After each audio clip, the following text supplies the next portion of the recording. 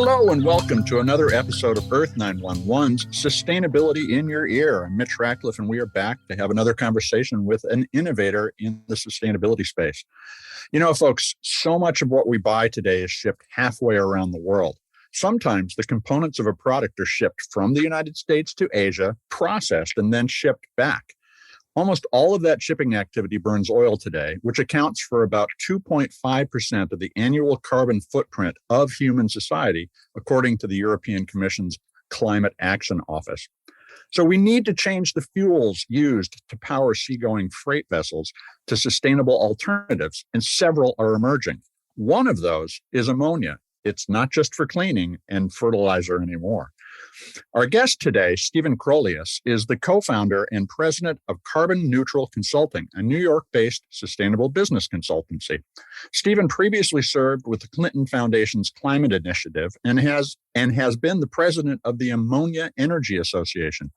He and his team recently released a report, the Ammonia Report, which is an analysis of the prospects for using ammonia as a maritime fuel instead of the heavy fuel oil, that petroleum-derived traditional source of maritime energy.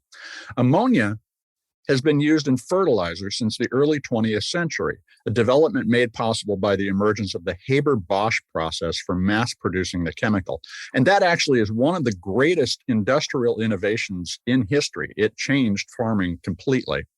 Now ammonia is coming into use as a fuel or an intermediate medium for storing energy, and it can be processed to yield pure hydrogen in fuel applications. After reading the Ammonia Report, we wanted to learn and ask about the implications for the transition to a post-carbon economy.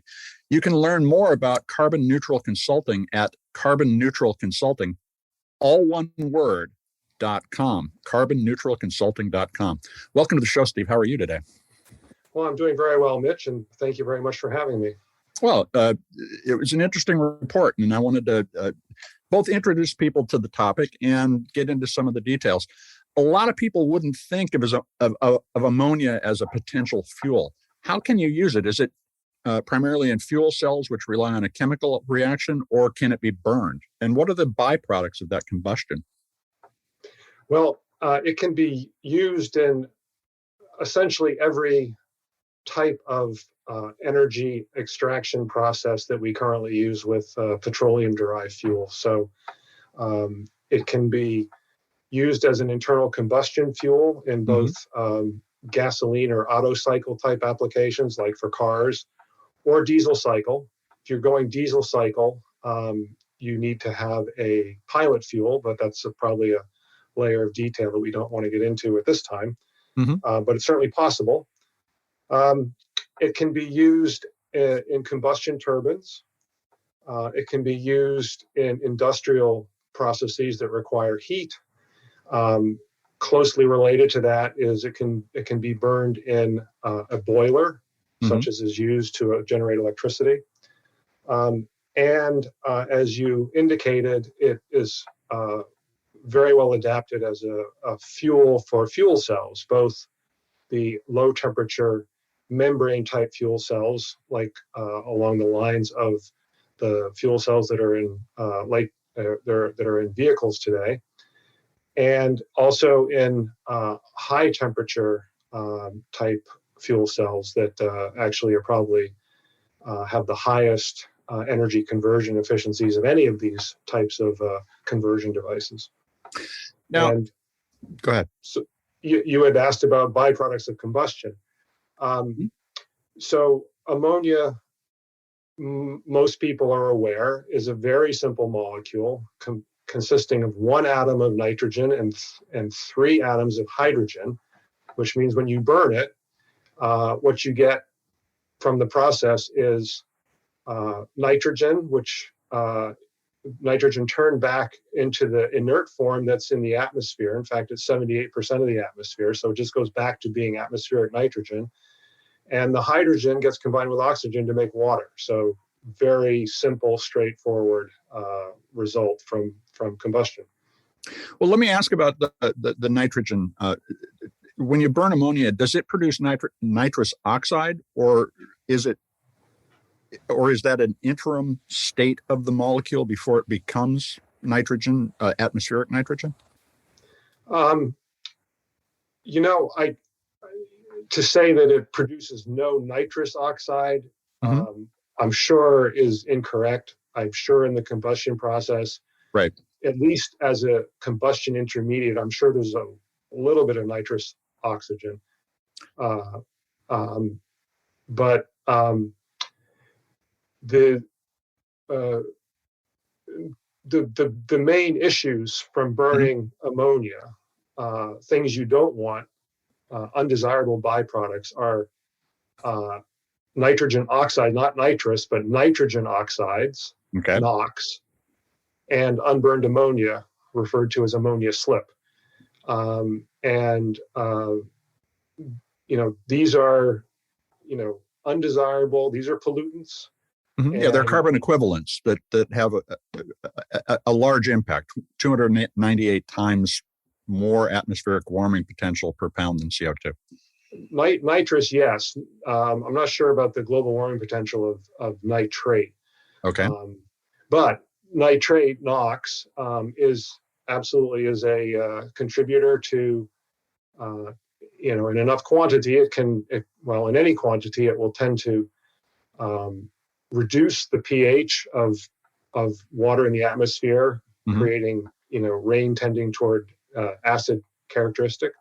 So these are, undesirable pollutants that must be, and fortunately can be, controlled through normal pollution control measures. Okay. Interesting point is that ammonia is used as a selective catalytic reagent, reduction reagent, for example, in power plants that burn coal. So their tendency to produce NOx is controlled through flue technology applied to the flue gas, and ammonia is injected into the flue gas in order to react with the NOx and drive it below targeted levels. So in fact, you have, if you're burning ammonia and you have NOx on the one hand and unburned ammonia on the other hand, it's a relatively straightforward process to create the environment in which those two species can react with each other and push the reaction products overwhelmingly over to just pure nitrogen and water. So it sounds like with that kind of a scrubbing technology already in existence, that these systems could be tuned to clean themselves to some extent. Even the fuel filtering the emissions before it's burned as fuel. That's really interesting. Now, the question I have about the ability to offset the 2.5% of global emissions currently related to maritime shipping is this. Right now, making ammonia accounts for about 1.8% of global CO2 emissions. And that's according to the Royal Society of Britain. Does the prospect of scaling up ammonia production to offset oil burning actually potentially lead us to more CO2 associated with shipping than before? Yes, that would certainly be the case if the plan was to scale up conventional ammonia production as Okay. to provide a fuel for anything, including the maritime sector. But that's not in the cards. That's in fact not what's happening. In fact, there have been very few, if any, conventional ammonia production plants announced since, let's say, 2018. I don't want to say no plants, Okay. but very few. And instead, there's a massive effort to scale up production of ammonia that will have a low carbon footprint. Okay. And so the people, I'm sure, have heard the colors referred to hydrogen, blue hydrogen, green hydrogen. Same applies to ammonia, blue, green, and blue means it's the feedstock is natural gas. Mm-hmm. And so what happens with blue is blue hydrogen is the carbon from the natural gas is captured, and then we all hope and expect that something appropriate would be done with that captured carbon, whether it's sequestered in a geological formation or otherwise. So that's blue hydrogen. Mm-hmm. Once you have blue hydrogen, you can feed it into the ammonia, the normal ammonia production process. You make some, actually quite a few simplifications on the front end of the process. Mm-hmm. But then you can produce blue ammonia. And then, of course, on the green side, green is normally used to mean that the source of the hydrogen is electrolysis of water. And if you use renewably generated electricity to power the electrolysis of water, then you end up with green hydrogen, and then that can be turned into green ammonia. So what's the prospect for growth in the green ammonia production industry at this point? Do you see investment flowing into that? Or, as you said, since 2018, a lot of things have simply been on hold. Are we waiting for a revolution in ammonia production? No, it's really an incredible story. I mean, just it kind of takes the breath away. A number of companies have appeared, and they've got the capital and the backing, and they've done their investigation of potential sites, mm-hmm. and they are have announced a large amount of new capacity to produce reduced low carbon hydrogen and ammonia.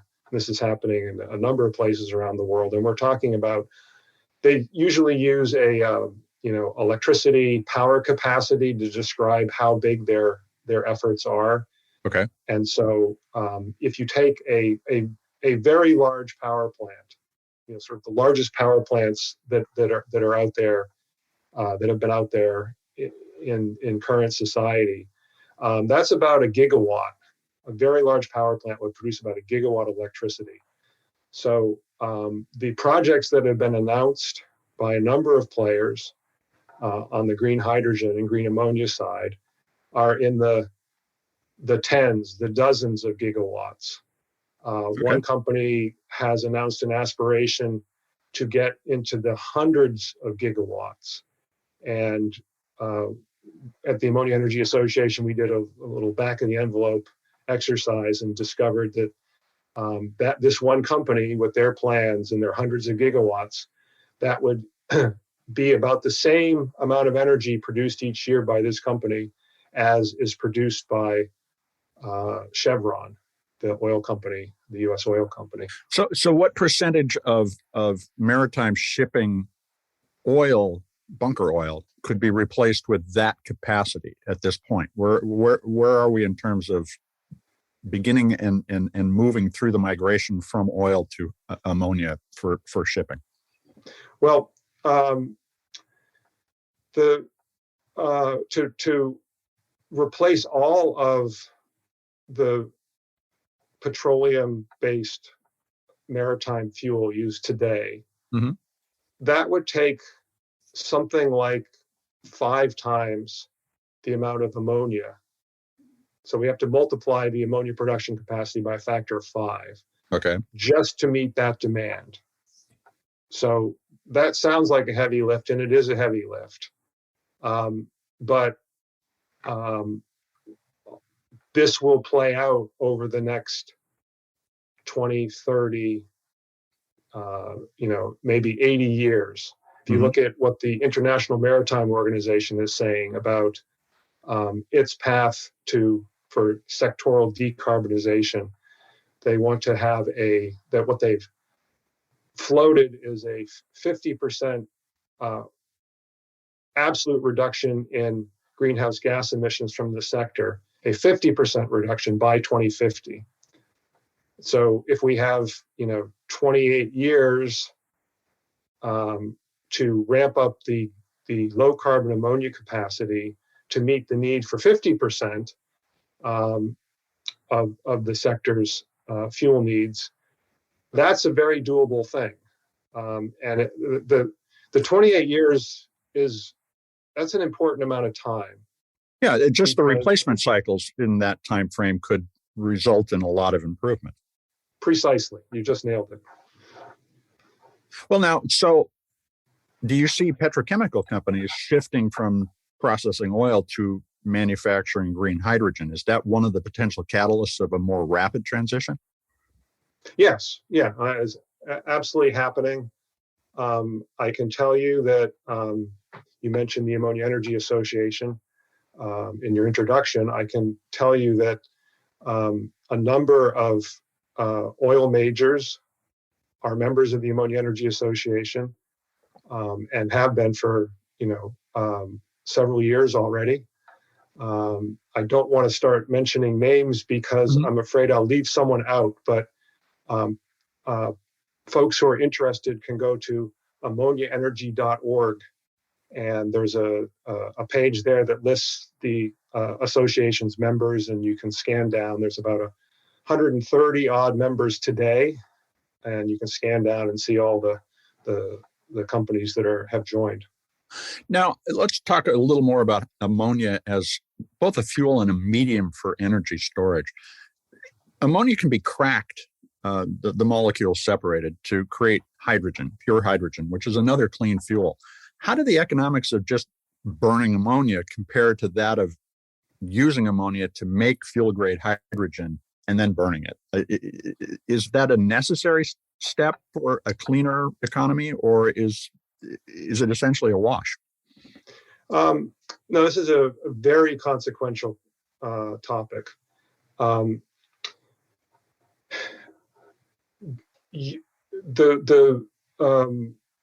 What I anticipate is that the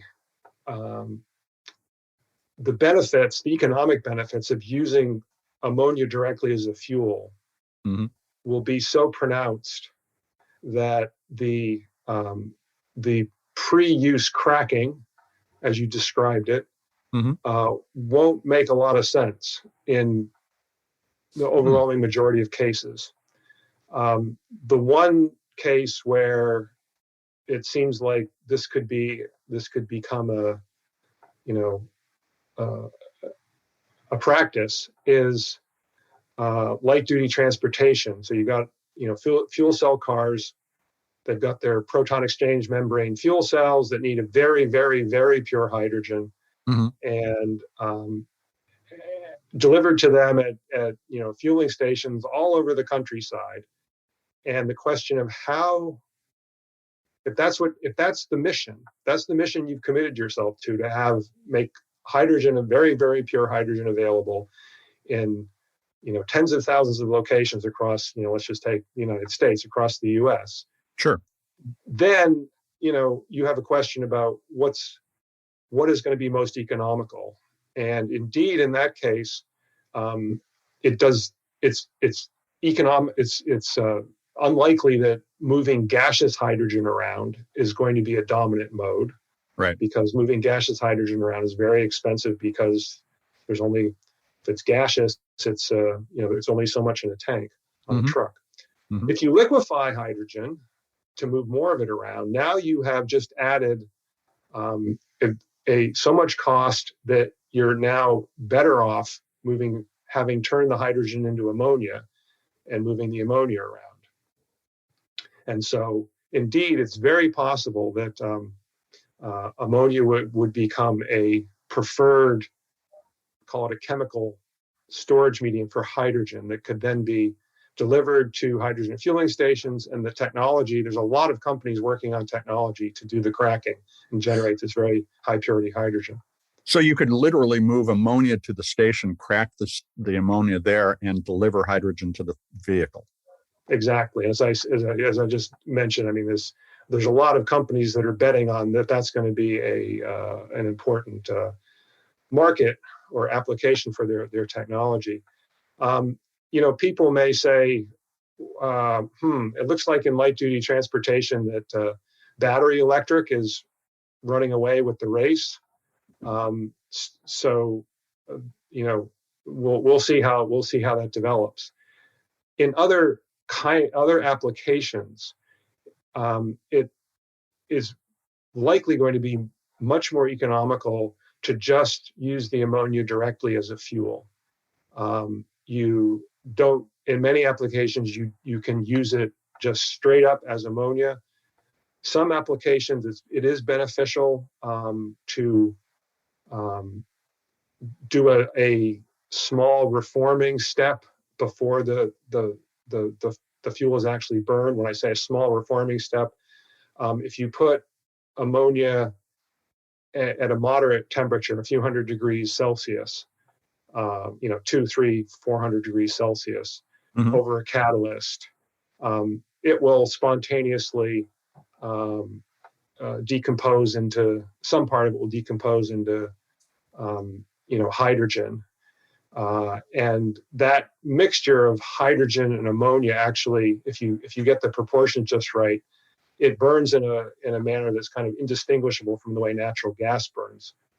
And the key thing is, if you're burning it in a heat producing reaction, which kind of by definition you are, then you have a lot of heat you can apply to heat up that reforming step, and the catalyst is just there anyway. So you just have your ammonia flowing through this heated chamber over the catalyst. Some of it breaks down to produce hydrogen. You just put that into your combustion process, and you're good to go.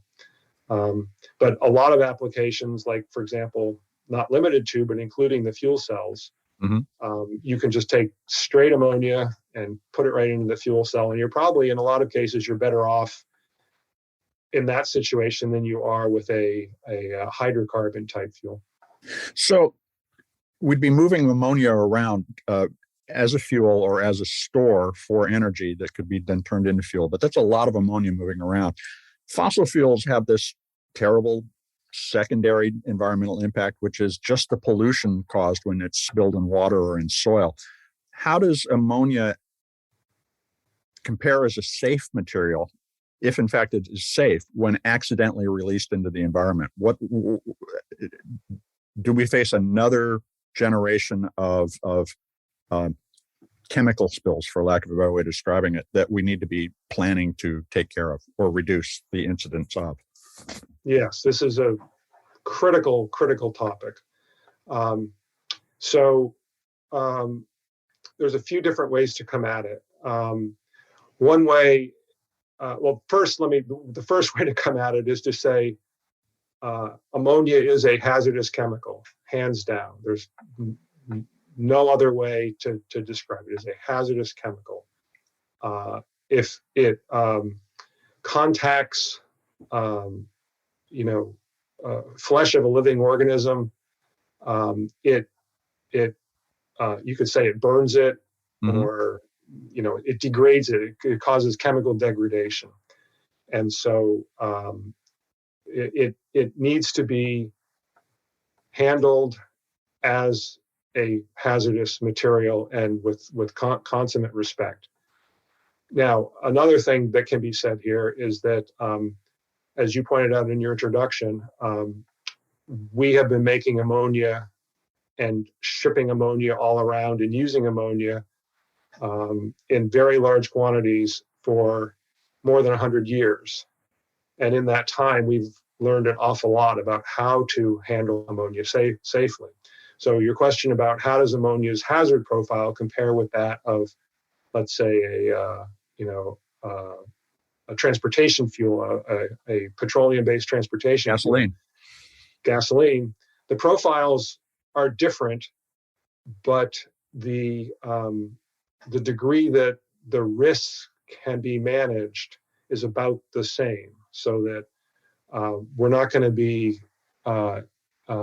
causing any higher degree of harm if we switch to ammonia than we're currently experiencing with petroleum-based fuels. The third way to come at this is to understand that ammonia is a constituent, a naturally occurring constituent of the biosphere. Everybody's aware that we produce ammonia within our bodies, excrete it. and that ammonia that we excrete, goes into the water bodies or into the soil or whatever. It gets actually taken up by plants and turned into other things. When the plants die, turned into the molecules of life. When the plants die, they go back into the soil, and microorganisms decompose the nitrogen, turn it back into ammonia. So ammonia is part of that natural cycle, which means that if there is a spill into a water body or onto the land, there will be serious harm done in immediate proximity to the spill. It essentially will kill everything but key thing, in a discrete, confined area. Once it has reacted chemically with something, it's now harmless. It doesn't exist anymore as ammonia. It's turned into something else. So that's very different than an oil spill, for instance, which would just perpetually be there.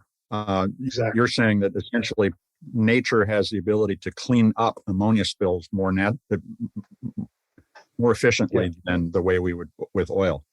Yeah, so we're in a situation where two things are true at the same time, two things that seem maybe a little bit at odds, but they're both true, which is A, it can cause a lot of harm, but B, it's part of a natural cycle, and that because of that circumstance, the harm it causes will be short-lived and limited in scope. Okay, well, I'm sure that our listeners are going to want to look into that some more. So we'll try to provide a couple of links in our introduction. Let me ask this: are there other industries that are considering ammonia besides maritime shipping as a fuel? And do you see either a lot of contention between industries to get available supply, which would drive up prices, or that bit much larger a set of investments to create more capacity? Where are we going, and what other industries might we expect to see ammonia start to power? Yeah, well, it's a very interesting time right now, because I mentioned the companies that are building capacity to produce low carbon ammonia in what will be millions of tons, and we've talked about maritime as one industry that is likely to use that ammonia, but there isn't, to my awareness, there aren't yet any supply contracts in place. We're just a little bit early for that. Okay. Where else ammonia will go, it's even less clear beyond maritime how it will play out. But there's a couple of things that are in view. One is the East Asian countries, Japan, South Korea, China, who are net importers of energy, and especially South Korea and Japan. And Japan has been a real leader. I would say Japan has been the global leader in thinking through a hydrogen-based economy, and that means Japan did a lot of work to assess the various ways that a hydrogen economy could be implemented, and they haven't officially anointed ammonia as the way to go over other options, but ammonia is inarguably receiving the greatest amount of investment now, ammonia-related systems in Japan, and doing so many things there, many related to the power sector. One of the things they're doing in the power sector, and this is maybe even a nearer term opportunity for low carbon ammonia. This is what they're doing or what they're planning to do is co-firing their coal-fired plants, co-firing with ammonia. And people will say, wait a minute. Is a transition strategy? As a transition strategy, exactly. Okay. That's the wait a minute. Like, what sense does that make? Doesn't this perpetuate the life of the coal plants? But what's happening is the Japanese started with a couple of percent, and 5 years ago, 4 years ago, now they're up to 20%, and they have announced plans to get up to 50%. In the meantime, we just had an announcement out of China that kind of caught everyone by surprise because we didn't see it coming. China is doing now 35% co-fire, and these percentages are as a percent of the total energy that's consumed. So it's not by mass; it's by joules. So Japan has a explicitly articulated program for developing hydrogen, and that means ammonia uptake over the balance of this decade and then beyond. And they're talking about, if I'm remembering off the top of my head, I think they're talking about 1 million tons consumption in 2030 for Japan itself. And then Japan is a supplier of has been a supplier of coal-based generating technology to other Asian countries. And now Japan is anticipating that it will be able to bring a number of those countries along with them. So, we're looking at by 2050 on this track, tens of millions of tons of ammonia that could go toward reducing the carbon footprint of electricity generation in Asia.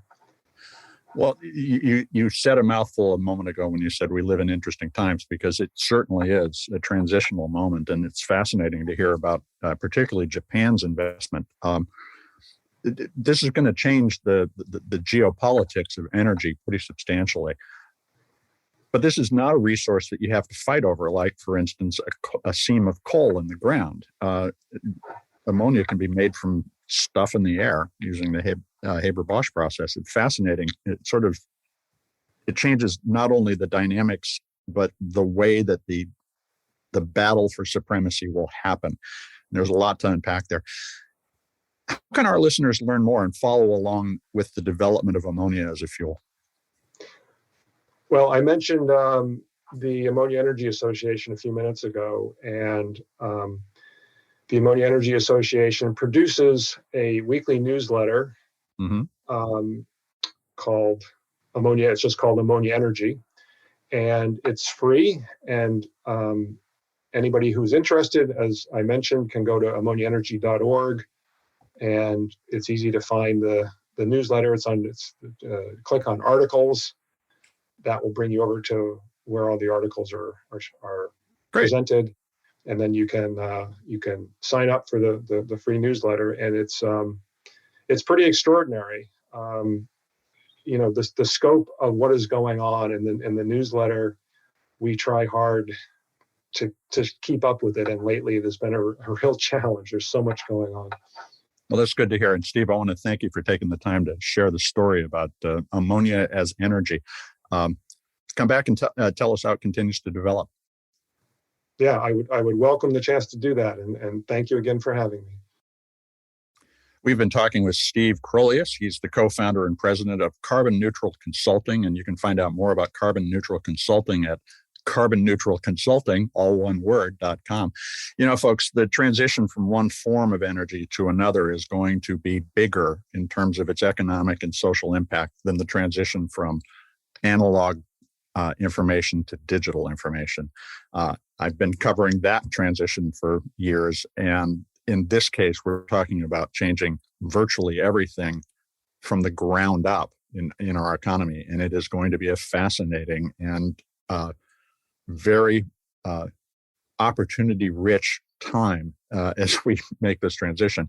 But if we don't make this transition, folks, we are absolutely going to have a crisis, and it is time to take that seriously and make these investments. So when you're shopping, think about whether or not the product that you're buying is being shipped around the world, and then start asking questions of the people who you purchase from about how they move their product back and forth between the source of materials, manufacturing, and you, the person who ultimately uses and has to take care of it at the end of life. So this is a big change, and I hope that this podcast and all the others that we do are helpful to you.